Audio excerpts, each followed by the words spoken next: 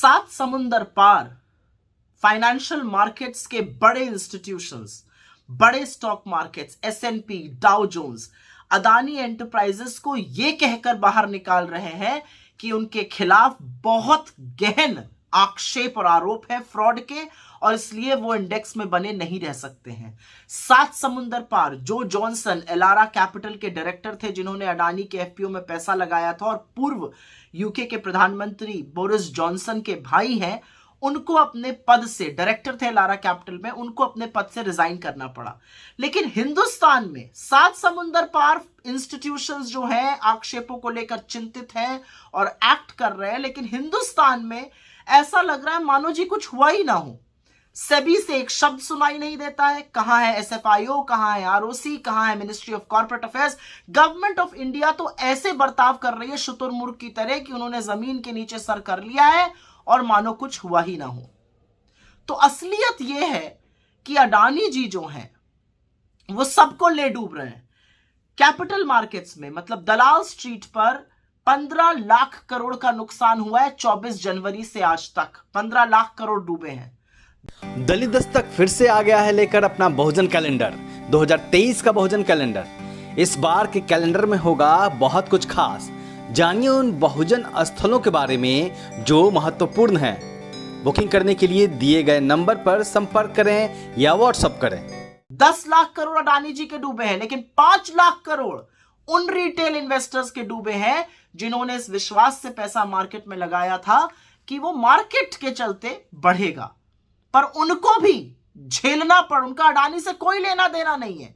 वो शायद हिंदुस्तान की 4000 से ज्यादा जो लिस्टेड कंपनीज है, जो अच्छे से चलती हैं, जो साफ सुथरी हैं, जिसमें कॉर्पोरेट गवर्नेंस है, उसमें पैसा लगाया हुआ है, लेकिन भुगतना उनको भी पड़ रहा है अडानी जी के कुकर्मों को और सरकार की मिली भगत को।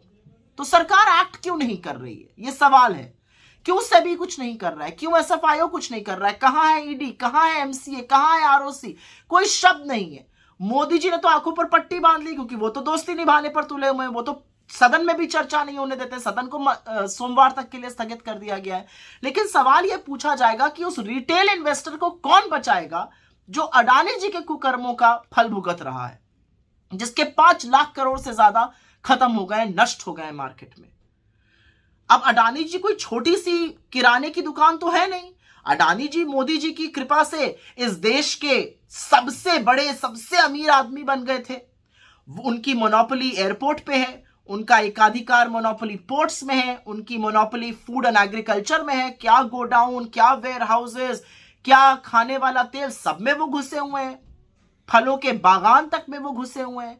उनकी मोनोपोली रिन्यूएबल एनर्जी में है, उनकी मोनोपोली सीमेंट में है, उनके 10 लिस्टेड कंपनीज मार्केट में है, 5 और लिस्ट होने वाली थी। तो जब इतना बड़ा एक जो ग्रुप होता है और मोदी जी की कृपा से इतना बड़ा बना और इतनी जल्दी से विकसित हुआ ग्रुप है, जब डूबता है तो वो सबको ले डूबता है। ये इकोनॉमी को ध्वस्त करने की कुवत रखता है। और ये बात डाउ जोन्स, एसएनपी जैसे लोग, सिटी ग्रुप जैसे लोग, क्रेडिट स्विस जैसे लोग पहचान रहे हैं, फिच जैसे लोग पहचान रहे हैं।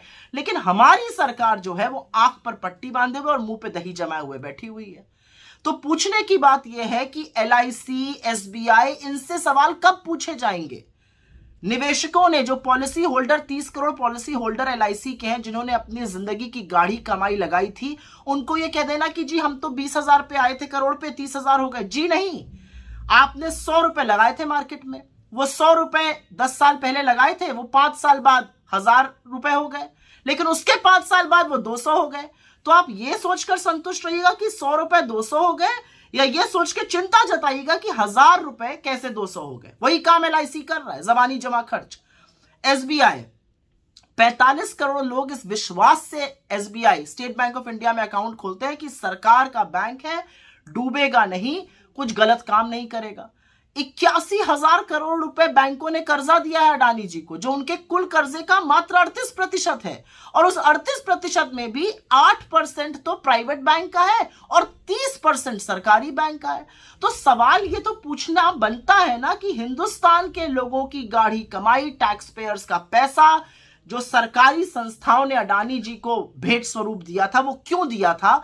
और आज जब रिटेल निवेशक, जब छोटे छोटे निवेशकों की पूरी पूंजी ध्वस्त होती जा रही है, उड़ती जा रही है, ब्लड बाथ मचा हुआ है मार्केट में, तो सरकार क्या कर रही है? ना सदन में बहस करने की अनुमति देती है, ना जेपीसी कराती है, ना सुप्रीम कोर्ट के जज से कोई जांच कराती है। तो आंख मूंद लेने से इसका निवारण नहीं होगा मोदी जी, क्योंकि अब वक्त है मित्रता छोड़कर कर्तव्य निभाने का, और कर्तव्य आपका हिंदुस्तानियों के प्रति है, एक अडानी जी के प्रति नहीं है।